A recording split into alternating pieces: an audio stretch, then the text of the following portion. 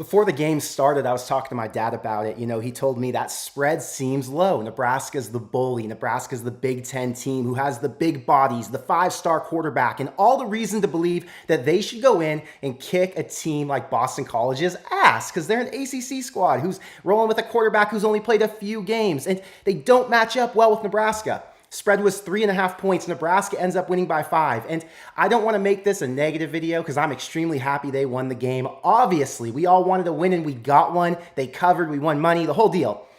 But when you watch your team who's superior in almost every single way except for one area, and the same stuff that we see, I already see Penguin saying if anyone complains about this, STFU. Penguin, the problem is we're watching the same thing happen over and over and we're not getting a change. And we get frustrated by seeing it every time that we think Nebraska has it in the bag. Every time we think Nebraska's the big body team who should go out and bully whoever they're playing against, they don't get it done because they're special teams. And today the special teams almost blew it. I want to lead with that because I got so many messages about it. And I was frustrated watching it too. And yeah, we won. Yeah, Nebraska came out and looked like the team they were supposed to. They came out and they covered the spread. Good teams win, great teams cover. But they were significantly better and they didn't show it in the score. They didn't show it in the dominant performance. And if one more thing would have gone wrong, they would have lost the game. Now, with all of that being said, Nebraska won their first bowl game in who knows how long, 7, 8 years. Dylan Raiola looked fantastic. He threw for 224 yards, was 22 of 30, had one pick, but I don't fault him for it. It looked like his receiver fell down. There were so many positive takeaways, one of them being Nebraska's defensive and offensive lines just looked stronger. And that was the one thing you look for when you watch Nebraska play. They have to get better on the line of scrimmage. Today, they executed on that front. The running game was strong. Emmett Johnson, 15 carries for 75 yards. I didn't even realize he hit that number. Ramir Johnson, 9 for 59, had the game-sealing run when they needed that 1 yard. He punched it through. Ramir was awesome. Happy for him. Obviously, he got to play in his home state. He's from New York. So there were a lot of positive takeaways. But now we're looking forward to the offseason. I'm going to celebrate this win, but as you know, I'm going to have plenty of content to make over these next 3 weeks talking about what's next for Matt Rule, what's next for Nebraska, because we said the bare minimum this season was winning 7 games. Today, they accomplished it. Am I happy? Fuck yeah. Are you happy? I'm sure you are. Do you feel like they left something on the table? There's no doubt about it. Sarah, thank you for the $2 super chat. She says defense won the game. Special teams almost gave it back. Yeah, and that's what we've seen far too many times this season. Special teams does not help the team. Special teams is the one area where Nebraska has to find a way to get better. And right now, it feels like their coach, who's in charge of that room, is holding them back from being the best versions of themselves. Matt Rule went out, figured out his defensive coordinator situation. We're happy with it, or at least I am. I know some people doubt it.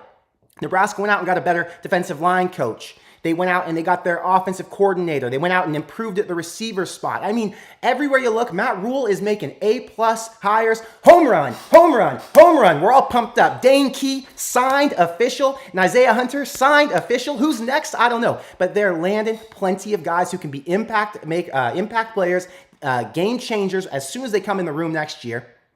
And then you have this one thing hindering you. Just like, imagine you just throw a weighted vest on and during a game, like, you're practicing and you've got a weighted vest on. It makes sense. You're trying to get stronger, trying to get better, trying to fight through it and help it improve you, get stronger.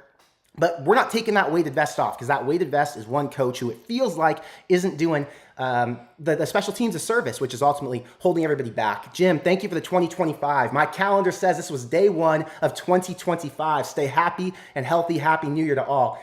Jim, I appreciate you. I'm glad that you got another bowl game win under your belt. Jim's in his 70s, so he's been waiting for Nebraska to knock back in because it's been so long since he's gotten to see it. I'm sure he was in his 60s the last time Nebraska got to a bowl game. But yeah, that's the one positive today. We get to look at this as a win, as a step forward. I'm sure the players are ecstatic. I would be too. It was a step in the right direction, right?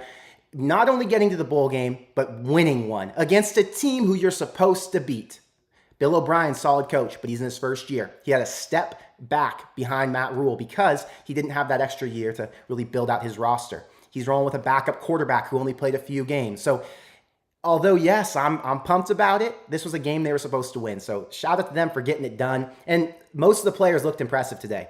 And there were a few guys who got in who rarely ever play. So that was cool to see too. Tackling was great. You know who's a freaking stud?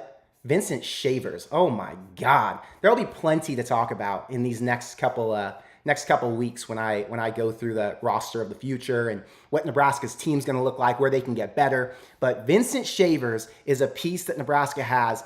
It's almost like you got one back for Ernest Hausman, right? You had Ernest Hausman leave after his freshman season, and it was really, really painful to lose such a stud young linebacker. And then this year they found Vincent Shavers. He comes in, has been solid all year. He played multiple games, and there's a lot to look forward to with guys like that. And he's not the only one. Todd, thank you for the $20 super chat. Ramir needs that game ball. Thank you for the dedication, young man. Ramir is the man. He fought through at the end. He really wanted that first down. And if Nebraska wouldn't have gotten that first down, let me tell you, we as fans were in fear of watching another implosion.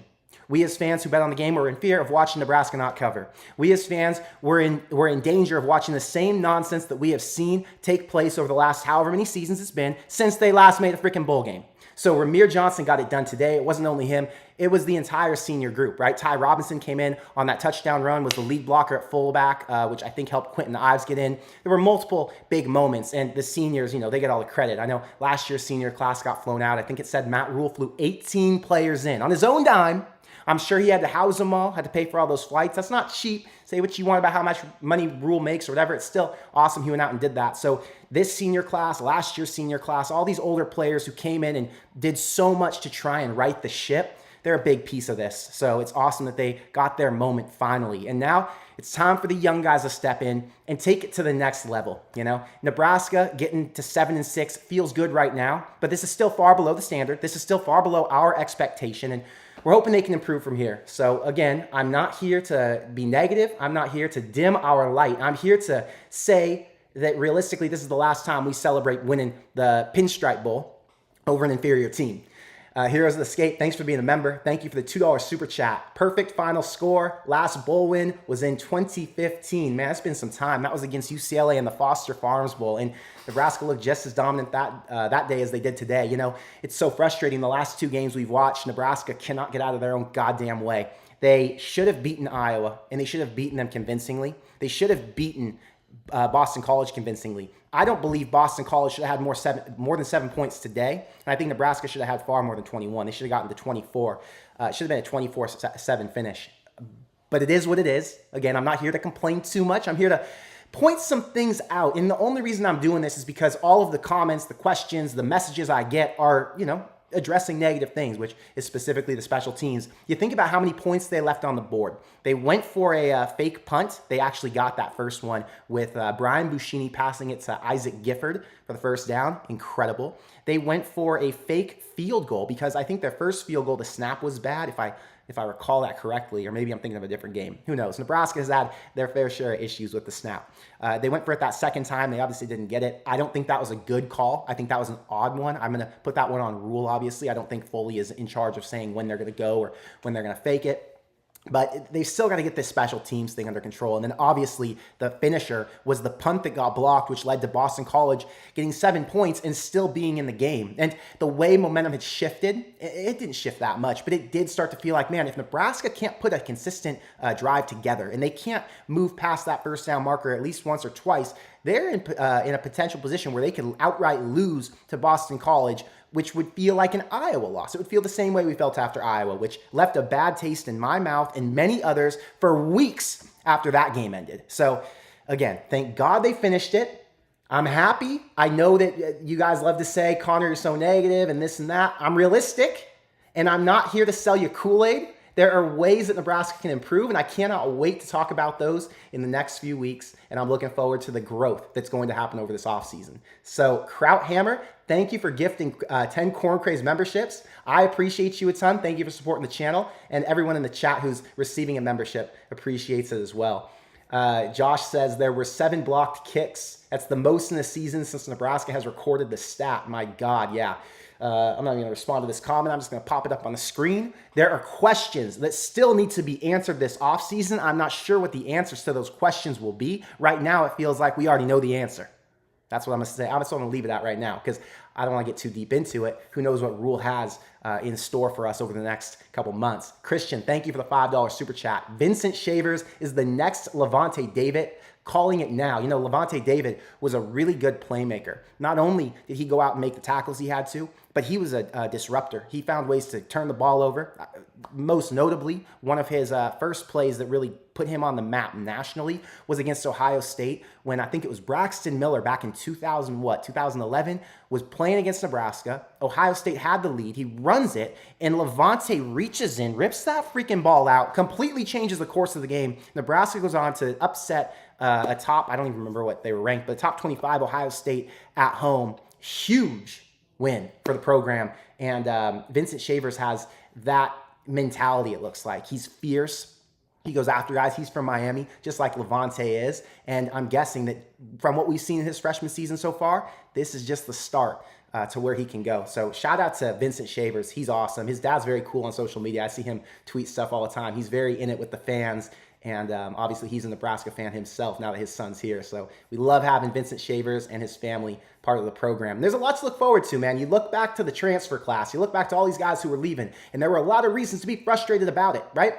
But there are a lot of reasons to be excited as well. So you don't want to overshadow all of the negativity that we've seen, or you don't want to overshadow all the positivity that we've seen with the negativity of recent, right? With the guys who have been paid off to leave and go to other schools, with the guys who left with their former coaches, with obviously the coaching changes we've seen. There's still a lot to be optimistic about. And I think keeping Dylan Raiola, who, by the way, I'm going to talk about this. I went and looked. You know, Dylan had, I think, as good of a season as Baker Mayfield did as a true freshman. Baker Mayfield, the Heisman winner. He had a season comparable to Jalen, who was it? I was about to say Jalen Milroe. Jalen Hurts at Alabama as a true freshman. Not as good as Trevor Lawrence at Clemson, but that was a totally different team. My point in saying all of this is we have a very bright future in the quarterback room. Obviously, it starts with quarterback. And there's a bright future at running back with Emmett Johnson returning. The offensive line, you hope they bolster that a little bit more. You're going to get some more weapons. By the way, another guy I want to shout out, Jamal Banks, played in his last game as a Nebraska player. 4 catches, 79 yards, 19 yards a catch, 19.8, damn near 20. Had a 29-yard reception early.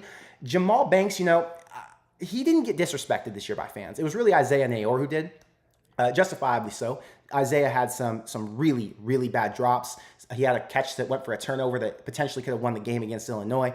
And his attitude just didn't align with what the Nebraska football players that we watched today, they all had and that they all shared in together. So Jamal Banks was a step above what Isaiah Nayor was. And I don't think we all expected that at the beginning of the season. It was more so Jamal's going to be that possession big body receiver who will be a threat and a weapon who Dylan can use, but he's not going to make the same impact as maybe a Ja'Cory Barney or a Isaiah Nayor. And today he reminded me, and I think all of us, that dude did have the potential to be a serious threat. And with the right offensive coordinator, hashtag Dana Holgerson, he had a really strong game. And I hope he gets to the NFL. Wish we could have seen him utilized in a much better way, but obviously, you can't go back and rewrite the past. You got to accept what you got. So Jamal did really well today, and I think he showed us that Nebraska did have a good receiver in that room with Ja'Cory Barney, and it wasn't a one-man show with Ja'Cory this entire season like, you know, the perception might have been among fans. So Jamal's out, but now you've got Isaiah Hunter in. You've got Dane Key in. I have compared Dane Key a little bit to Jamal. He's not as big, but he is similar in terms of play style. He's a possession receiver. His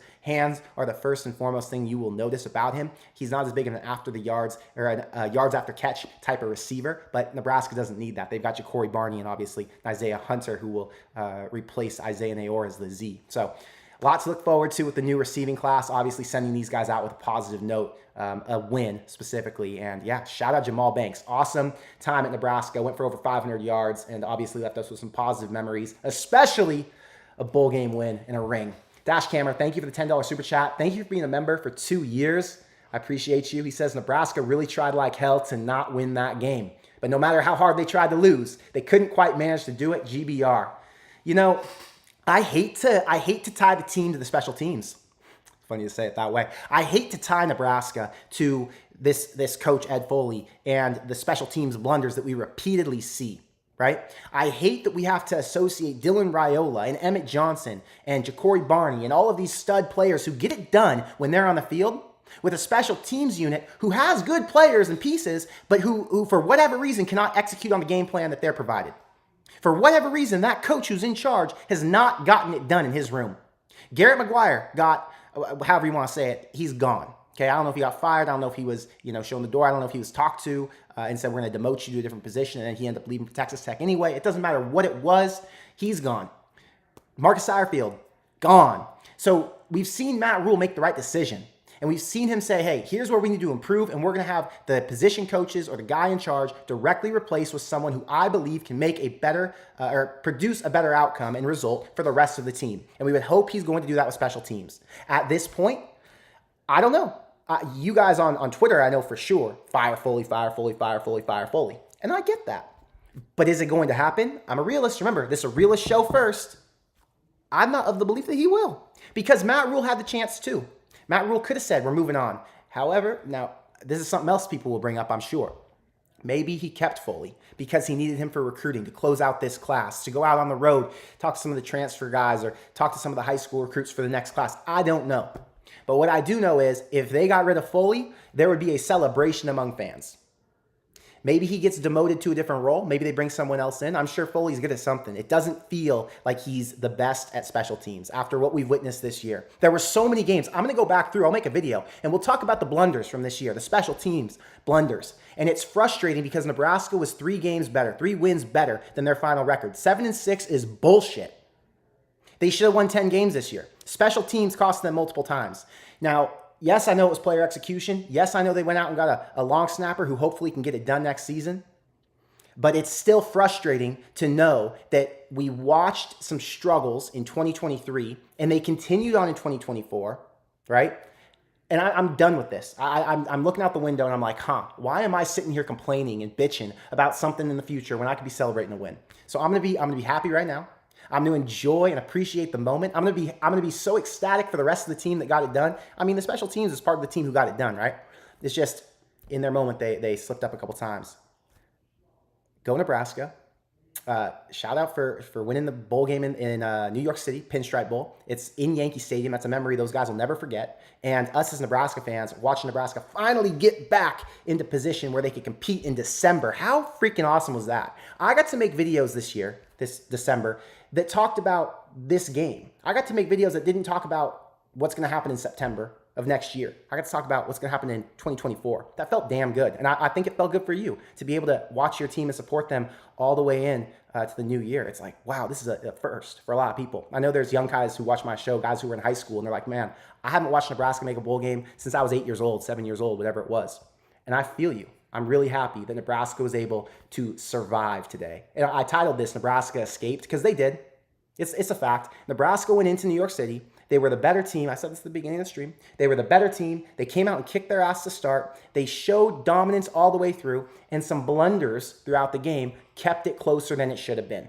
That's the reality. It was an escape, and I feel damn good about the win, but I will not fail to acknowledge the fact that they damn near gave it away, like we've seen them do so many times before. Chang, thank you for being here. Thank you for the Taiwanese 150. I appreciate you a ton. I know it's late wherever you are watching this game. He says, Connor, we won. I'm so happy and satisfied with the 7-6 finish. I truly believe this win will greatly help with the transfer portal.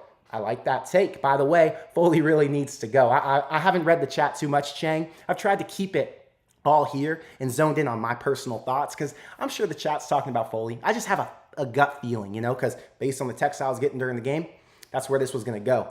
But yeah, the win for the transfer portal is a big deal, right? Because now you instill confidence. Like, hey, Nebraska can go out and win the games they're supposed to. Nebraska can go out and beat another Power 4 team. Dylan can go out and throw for 220 plus yards, as we would expect him to, being the 5-star superstar he is, right? Today was a big win for Nebraska fans because it gave them confidence for next year. For Nebraska players, because it showed them what winning a game and putting a complete effort looks like, especially when you don't have your entire team with you. Like, they lost a lot of their brothers. I saw some of the players talking about that. I saw a TikTok from Luke Lindenmeyer. He said the hardest part about the transfer portal is some of these guys you've grown with and lived with, been best friends with, are no longer with you. They're just gone. That's the worst part about the transfer portal. So you think about that at scale for the entire team. They all lost half their brothers. I mean, not half, but Nebraska lost 20-some players in the last couple of weeks. And then they had to go out and fight with who was left over. Not that the leftovers were negative. That's not how I'm trying to paint this. But more so the fact that you grew and you built with this team for the entire year. And then all hell breaks loose after the Iowa game and you lose so much. You don't have all your coaches and it just feels like you're a shell of yourself. And they still found a way to fight through all of that nonsense, the negativity, the pressure of having to do it without, a major piece of them. And they went and did it. They went and did it against a Boston College team who lost much less Boston College had their coaches. Boston College had a majority of their depth and their starters. They lost a couple guys, but Nebraska lost a lot more. They had guys sitting out like Isaiah Nayor. Again, I'm not trying to bash anybody, right? Like, I don't know this guy personally. What the hell are you doing? Opting out of a football game where you're going to get reps, where you could potentially help sell yourself essentially on your next school, because your next school is going to be looking at all your film and they're going to say, you know what, Nebraska, you were rather unproductive. You had some moments where we're like, is he really the Isaiah Nayor from Wyoming? Or is he the question mark after Texas with the injury?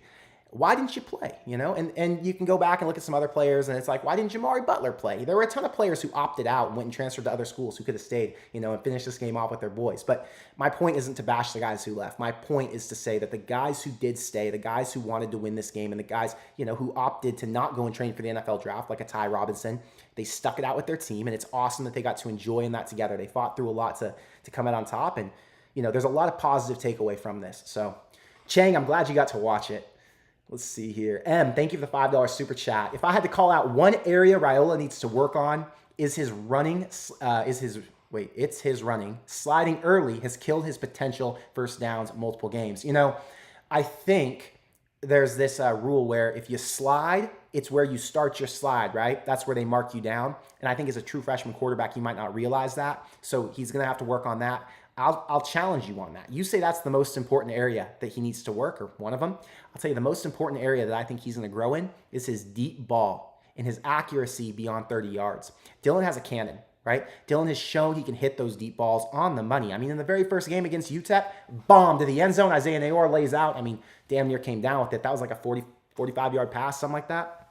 Dylan has missed on multiple deep balls this year. Some that cost Nebraska the game, i.e. Illinois, overthrown to Luke Lindenmeyer. That was just a ball he put too much on. The ball against, who was it? Ohio State. He threw it down the right sideline, wide open. I think it was Jamal Banks, overthrew him by about 4 yards. He's had a few like that. And I think with Dana, they're going to really hone in on it, because you got to think, Dana's specialty is getting the ball downfield. Nebraska pushed it, man. You watched early in this game, they were running a little bit, they were throwing their dump off passes, but something we hadn't seen as much this year was deep balls downfield where receivers were actually open. And it felt like a couple times today they were blanketed, double coverage or whatever, safety over the top, corner underneath. But there were some times when Nebraska had chances and they just didn't hit it. The ball was a little bit overthrown or into the wrong spot. So where he's going to grow a lot is that deep ball accuracy. I'm really excited to see a 2025 Raiola with some more time working with Dana, a coach who's going to really hone in on getting that ball into the right spot for his receivers. You know, some of it has to do with how much time he's working with these guys and how much experience he has hitting those certain type of plays. And because they've only had 2 or 3 weeks with Dana in this bowl preparation, you know, it's not as easy to hit those throws since he hasn't worked on them for the last 4 months. But again, an entire offseason will be huge. So I'm optimistic. I'm pumped up. Raiola's back. Tons of new guys coming in from the transfer portal and from recruiting from a new class. So he's going to have some weapons at his disposal. Heroes of the Skate, thanks for being a member. Thank you for the $2 super chat. Ramir was game MVP. Well deserved. You know, I actually came and set this up. Didn't even look at who the game MVP was. So I'm really glad to hear that. I'll love to hear what Rule and the rest of the team has to say. Again, I came on here and it feels like I'm being a bit negative. And I don't want that to overshadow the moment. Nebraska won a bowl game. When was the last time they did that? 2015. I was 22 years old. I'm 30 now, 31. I'm 31 years old now. I have not in my young adult life watched Nebraska make a bowl game, yet alone win one, since I was 22. It's freaking ridiculous. So I'm just glad that they got it done. And I'm sure that they'll be celebrating. And it's awesome. I saw some text saying that their bowl trip was great and people were pumped up. The players were pumped up. The families were pumped up to be there. So yeah, there's some positive takeaways. There's no doubt about that. Brad, thanks for being a member. Thank you for the $5 super chat. If Dylan develops a workable run game, the offense will be so much better. You could tell the guys were having fun all game. GBR, we got it done. So Brad, you think about a workable run game, right? And with Dylan, that's actually not that much to ask. Today he had a zone read and he kept it on the fake. I think he ran, it was the play where he slid down. That was like a 10-yard run or something like that. And I think if Dylan, no, it was a 5-yard run. Probably 5 yards, and then they got tacked on bonus because he got hit late, which, by the way, I don't think he actually got hit late. I think that was kind of a bullshit call. He slid way too late. But anyway, my point is, if Dillon can just make runs like that, it totally changes the game. Because if you become a threat to pull it and then just take off, all the defense comes up. I watched a game with, I think it was OU. Ah, man, maybe it was Toledo. One of these bowl games. Quarterback has the ball, rolls out to the right, looks like he's about to fire. It was Texas A&M. It was last night. Marcel Reed rolls out against USC. Looks like he's about to fire it. Gets up to the line, hits it 20 yards downfield because the linebacker, instead of playing underneath, had to come up to defend the run. That makes your game go to the next level as a quarterback. And I think Dillon hasn't used that enough because no one feels threatened that he's actually going to take off and run. So I agree with you, Brad. Thank you for the super chat. It's a great point. Some people said Dillon might try to lose weight. Who knows? I like that he's a big, bulky guy. You know what I like today about Dillon being a big dude? He got hit on that slide. I didn't agree that it was a late hit, but that's neither here nor there. He stood up. Dude's 6'4", just looks down on the corner who hit him or safety. He just looks down on him and bullies him. And I'm like, damn, that's the quarterback getting in this dude's face, really walking him backwards.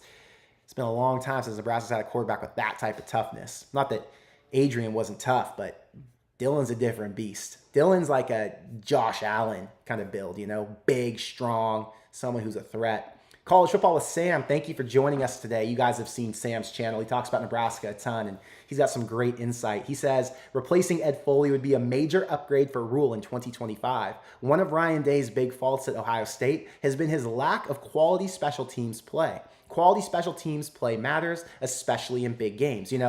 Again, I talked about the special teams being an issue for Nebraska, and one of the reasons they've lost so many games this year. Most recently, they lost to Iowa because their long snapper wasn't able to get the ball back to their holder. And that kick obviously went off to the left, and Nebraska lost the game by what? 3 points. They didn't chase 3 that day, apparently. I'm hoping, Sam, that they do find someone who can coach up that special teams unit, because they did go out and replace one of their issues at kicker. John Hull has been exceptional.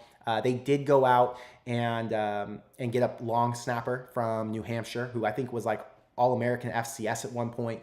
So there's reason to believe that they'll have more pieces to get the job done next season. But you fear that if they have those pieces and you have a coach who's not calling the right scheme, they can hold them back. So we'll see. I'm optimistic, but we will see. Let's see. Unknown says Foley will not be here in 2025. Yeah, I think a lot of people are hopeful. I want to be hopeful. I'm just, if he hasn't done it yet, what's to say he's going to do it now?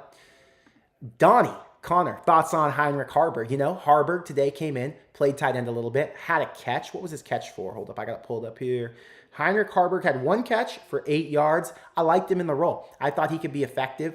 Thomas Fidone was awesome too, 5 for 50. And I'm not trying to talk about Thomas to take away from Heinrich Harburg, but what it really makes you think about is the future at Nebraska in that tight end room. Think about this. Thomas Fidone could potentially come back. I thought he was going to leave in the portal because I thought maybe he'd think he needed a refresh or a restart. I didn't want him to leave, obviously. I think Fidone's got a lot of potential, and I don't think he was utilized the right way in the beginning of the season. People make comments like, oh, he's too clunky, he doesn't run well, blah, blah, blah. I'll tell you what, I've seen Thomas this year make multiple big catches and have, big games. He had one against Ohio State, obviously today, 5 for 50. He's a stud tight end. So let's talk about him coming back, okay? Let's say he does. You got Thomas Fidone. You got Luke Lindenmeyer. Obviously, Borkature went to Texas A&M. Luke Lindenmeyer today, how many did he have? Luke had 2 catches for 22 yards, and he's an effective blocker. He started off as a walk-on, worked his way into the starting rotation. Think about that. Okay, then you've got now Heinrich Harburg, who I believe is a bit more of a deep threat receiver hybrid tight end, kind of like a Carter Nelson. Now, Carter's a lot faster. Carter's a lot longer. He's more of a receiver than Harburg since he has way more experience playing that position. But that room gets interesting. Does Heinrich become a starting tight end at Nebraska? Does he become a rotating tight end with Fidone? What does that do to Carter Nelson? Right now, you look at Carter Nelson and Janiron Bonner as kind of a flex receiver crossed with tight end. And I just don't know. There are a lot of mouths to feed in this offense. I think that's kind of the bottom line here. And I don't know what the future holds. I think from an athletic standpoint, you've got some players with really strong skill sets, Heinrich being one of them. How do you utilize him enough to not just be a 1 catch for 8 yards type of guy? Man, it's a lot to think about going into the next season, right? So we will see. Julie, thanks for being a member. She says, hey, we won a one-score game. There's always a positive, right?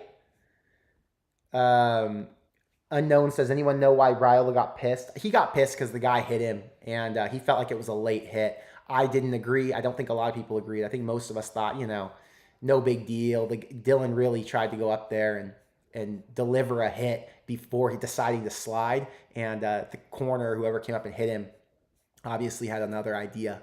But Dylan got frustrated by it. It was fair to get frustrated by. I mean, if you're a player in the heat of the moment, I'm sure I would be frustrated too, whether it's justified or not. Felix says Satterfield as OC would have lost this game. I probably to be honest. The offensive play calling was pretty solid today. Dana looked good. Sean says the players just jumping school to school is going to be interesting to see as they try to get to the NFL. What team wants a player that jumps ship at any point?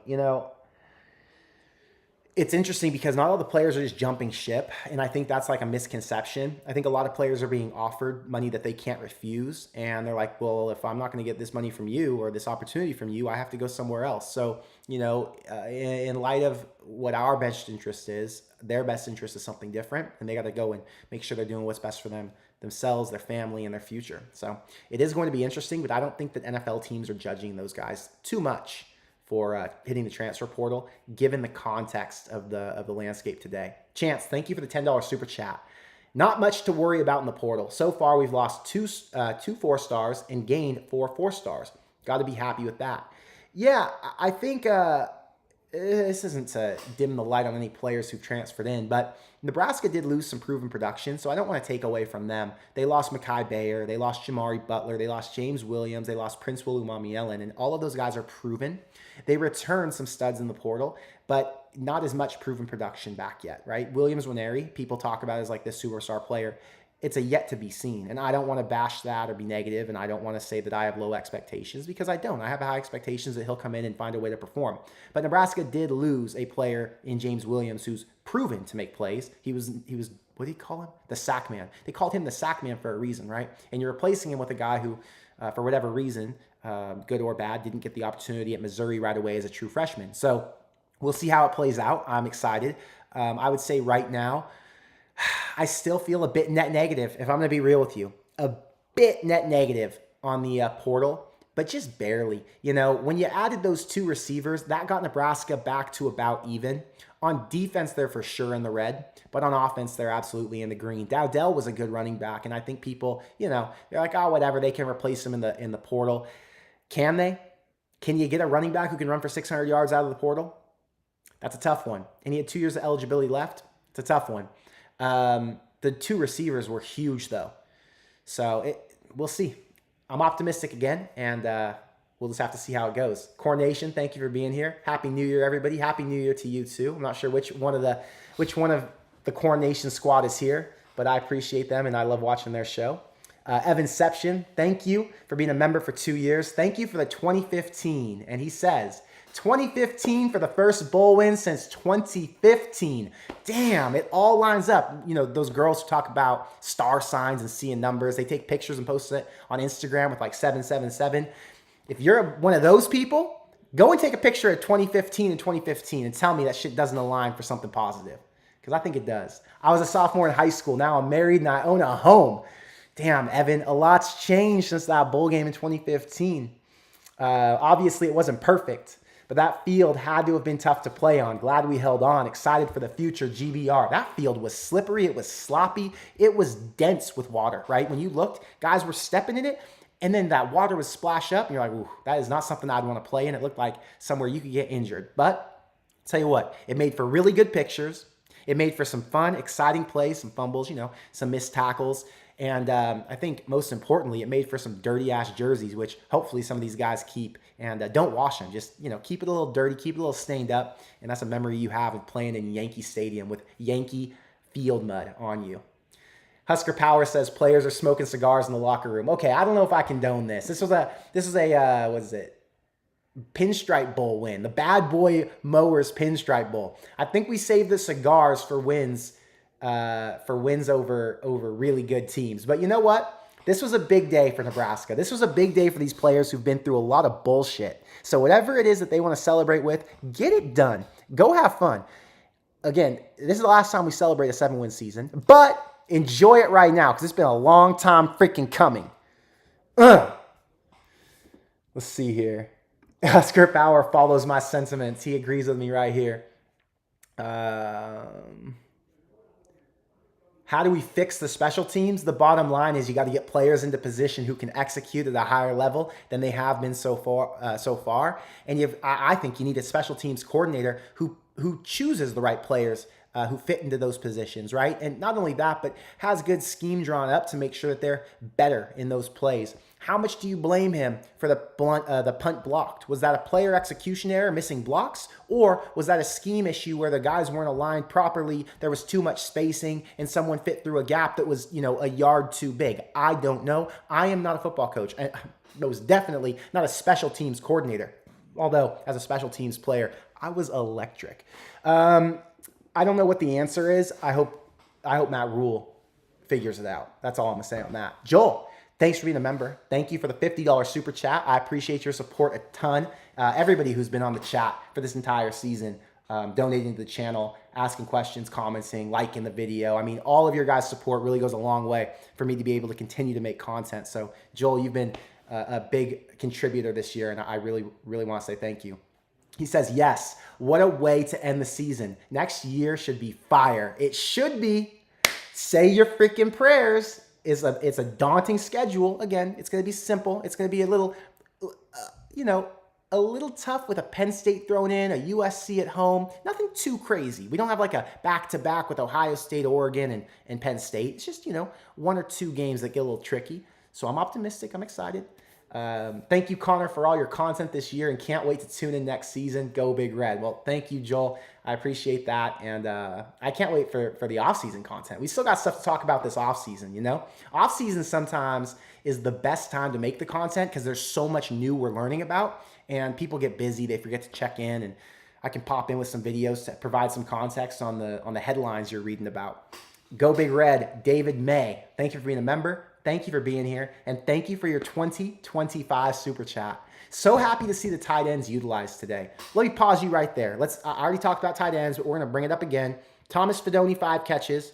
Luke Lindenmeyer, 2 catches. That brings us to 7. Heinrich Harburg, 1 catch. That brings us to 8. 8 catches for a total of 80 yards. Tight ends, 80 freaking yards out of the 232 total. That is exceptional. That is how we thought Nebraska was going to use their tight ends. It's how they should use their tight ends. You look at some of the best teams in the NFL, the Ravens, the Dolphins, the Chiefs. I'm trying to think who else is tight end heavy. I don't know if Pitt uses a tight end much. Oh, the 49ers. When you have a tight end who can create those mismatches, gives you a lot of opportunity. And it's another weapon who can get open downfield. Nebraska has the players. They just got to find ways to use them the right way. Seems like Dana has his finger on the pulse and recognizes that talent. He wanted to make sure they got fed. So let's see. It was a total of 23 receptions between 1, 2, 3, 4, 5, 6, 7, 8, 9, 10. 10 players, take off Isaac Gifford. 9 players. Yeah, 1, 2, 3, 4, 5, 6, 7, 8. Yeah, 9 different players came down with 22 catches from Raiola. That's awesome. Talk about some distribution. He says, Merry Christmas and Happy New Year. The new year is bright for the Huskers. David, I hope you're right. I hope the new year brings us some joy because, the way this season ended, it was feeling a little bit, down in the dumps. And the bowl win really uplifted some spirits. It uplifted mine and the players, obviously, who were smoking on cigars in the locker room. A lot of positives to take away from the end of the year. But, yeah, we're going to see how it goes in the next year. Dash Camera says that dump of a football field has terrible drainage. I think it was made to play on when we're not in winter. And so it doesn't typically rain that much in New York during baseball season, I don't think. And that's why they don't have that issue. Let's see. Darren says Heinrich missed a huge block, though. Did you see that? I didn't notice. Obviously, Heinrich hasn't been working out as tight end Flower says, so what? Heinrich missed a block. So is every single player on offense this season, right? It's just early on in his development as a tight end. He hasn't had an entire offseason to work out in that spot. I'm sure he'll get better. And it's hard. People like to nitpick individual play. Today, people were picking on Malcolm Hartzog. You know, Malcolm didn't play his best game early on. I get it. But nitpicking every single play when you see a lot of positives from these guys as well, I just think you've got to give credit where it's due. And you can acknowledge the negative, but we don't need to harp on it too much, okay? And I'm not saying you are with Heinrich. I just tend to look at the entire picture without judging every single negative, because you could do the same with Dylan. You could do the same with Emmett Johnson today fumbling the ball, although he ran for 75 yards after that. So whatever. Let's see. Talking about players' guts. You guys are crazy critical over here. Serial, thanks for being a member for 2 years. What are your thoughts on the SEC getting humbled by Ohio State, Navy, and USC? Twitter sure has been loving it. You know, I thought the SEC, I never really thought they were a superior conference post 2021. I think ever since 2022, 2023, Ohio State really stepped up. Michigan really stepped up. I think they're on a level playing field with Nebraska, or with the Big Ten. I think if teams like Nebraska can show up and start to improve, you know, it's a comparable conference. And we're going to see Iowa play Missouri in a few days here. That'll give you a different indication. And hopefully Iowa's able to go out and win. Obviously USC, a shit team all year, miraculously pulls the comeback and beats A&M last night. What the hell was that? A&M just totally shit down their leg. So I think it's exciting to know that there's so much parity in college football and that you don't have this one dominant conference like you've had before. The merger with Oregon and USC, UCLA obviously coming in, and then some of the other teams going to the SEC.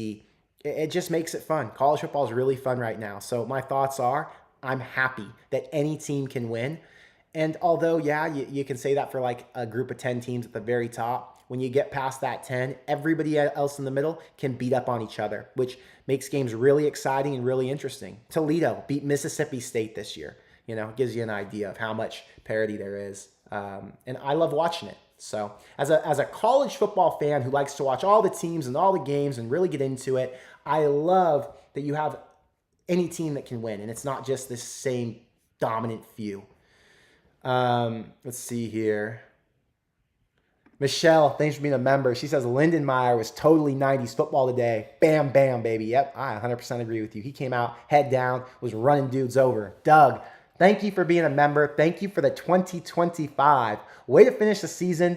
Not happy with the ending. Would have liked having the gas pedal smashed and showed no mercy. See, that's why I started the video the way I did. I want to see... Like, I wanted curb stomping, you know? I wanted them to feel it. I wanted so much confidence in the Nebraska team that they go into next year like, we're about to win a national championship. I wanted them to beat the freaking brakes off these guys. Unfortunately, they let them keep it within 5, which was such bullshit. But, you know, I'm happy that they won. I just wish it would have been by more. So I can totally feel you, Doug. He says, Lincoln almost sounded like the 4th of July. Did it? I'm obviously not out in Lincoln. I'm in Oklahoma right now. And there aren't any Nebraska fans over here, so I don't know how excited people were. But I'm glad that people are setting fireworks off and all pumped up. Actually, my dad said we got some fireworks for tonight we're going to set off. So I'll make sure I post that on the Instagram story so we can celebrate together. Setting our own fireworks off for the bowl win. You know, a 7-win season is not what we had hoped for. It really felt like 7 wins was kind of the floor this year, getting to that number. 6, I guess, was the floor for the regular season. I said a 7-6 finish would be kind of eh. And it still does feel kind of eh. But because they addressed the issues, because they went and hired some new coaches, because we saw a lot of growth and improvement in certain ways, I am optimistic about next year. And these are obviously things I'll talk about in my next few videos. But I come back on the 3rd, by the way. I'm in Oklahoma, watching the rest of the bowl games, I guess, for the next 5 or 6 days. I'm going to be back in LA for the next month after that. And I'll have plenty of content to make regarding Nebraska's, 2024, what to expect for 2025, and everything else you'll want to hear about. But yeah, 7-6 it's an improvement. It's progress. You beat a team who you were supposed to beat, but at least you did it and covered the spread, So there are ways to spin this into a positive, although I said before the season this probably would have been a negative outcome. I'm still celebrating with all you guys. Michelle, she says, I just love watching you, Connor, and love seeing how happy you are. Yeah, Michelle, it's a good day to be a Nebraska fan, I'll tell you that. And I appreciate you being here, Michelle. Let's see here. Husker fan says, I was 5 when Nebraska won their bowl game. I'm 15, or in 2015. Now I'm 14 and watching Raiola lead us here, GBR. It's a great time. You're coming into your manhood, and you're getting to watch Nebraska show you the way. Fortunately, Nebraska won't be playing like a bunch of little girls to get you confused about what real football looks like. Jim, thank you for the 777. Best conference is a cynical thing, sort of like the global warming thing. That's funny. Yeah, I think it's fair to say that there is no best conference right now. You have 2 conferences at the peak, and both those conferences have teams who can beat the other, no problem. Oregon and Ohio State are forces to be reckoned with, and whichever one does end up in the national championship, because I am sure it's going to be one of those 2. I do think either Georgia, Notre Dame, who else is in it? Texas.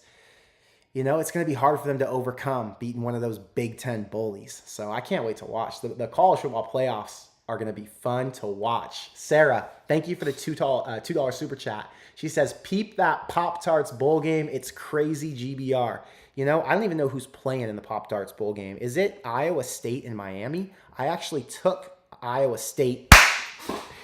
I told you, Sarah, that I'd have to check that out and that I didn't know who was playing in it, right? But I knew deep down because I had taken Iowa State earlier. And there was just this gut feeling when you said it's crazy that you were about to say Iowa State was in the lead. I've got 4 points, Sarah.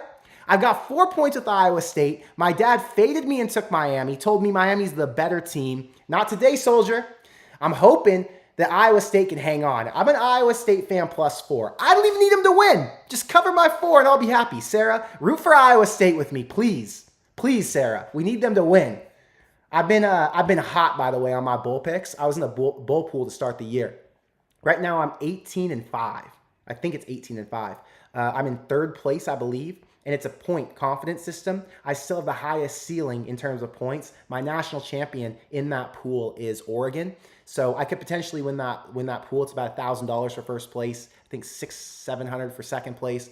It's exciting. I'm crushing it on my bowl picks and my bowl bets.